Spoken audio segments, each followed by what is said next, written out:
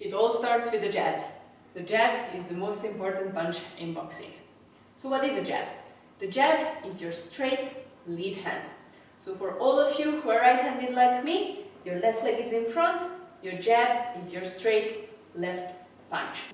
If you're southpaw, your right leg is in front and your jab is your straight right punch. And there's only one jab. Sometimes you hear people say lead jab or rear jab. There's no two jabs. There's only one jab. That's your lead hand. Okay? Even if I change stance, so now my jab is my left, but if I change stance, my jab is going to be my right. It's always the lead hand. So let's see how to throw the jab. A jab is a straight punch. It's a long-range weapon. So every time I throw my jab, I'm going to aim for a full extension in my arm. All I need to do is extend my left arm. So from my guard, from my basic setup, I'm going to extend my arm all the way until I get that full extension. As I do this, I want to keep my elbow down all the way, and at the very end, just before impact, I'm going to twist my hand so that my palm is facing down or even a bit further. Now you can land your jab without this twist. So if you just throw your jab like this, it still counts if you land your knuckles. But the twist at the end is going to do three things for you.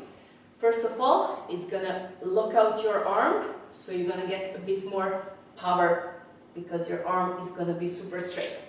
Number two, it's going to make sure your shoulder comes up, and that's very important to protect yourself. So if you just throw it like this, you can leave your shoulder down, but if you twist, that shoulder is going to come up and it's going to protect your chin on the left side. And number three, this is going to give you that snap you're looking for in the punch. And also, if you land it on your opponent, it's going to do some damage. When it comes to my feet, there's no need to pivot. My left foot is already facing forward, and that's the direction of my punch. So I'm not going to be turning my hips away. So all I need to do is extend my arms, keeping my elbow down as I go, and only at the final 10-20%, I'm going to twist my hand and end up here with my shoulder on my chin. Then I'm going to hit the rewind button and come back to my basic stance. Extend my arm all the way, twist it at the end, bring up the shoulder, bring it back to my stance. As I do this, the right hand stays on the chin and the right elbow stays on the ribs to protect me. Nothing happens on this side. Throw my jab, I keep my right hand on the chin.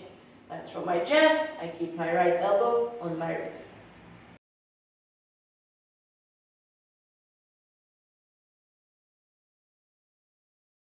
The number one mistake people do when they throw their jab is they forget about the right hand.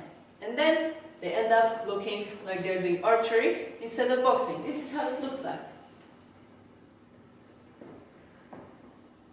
This is not a jab. This is like archery, right?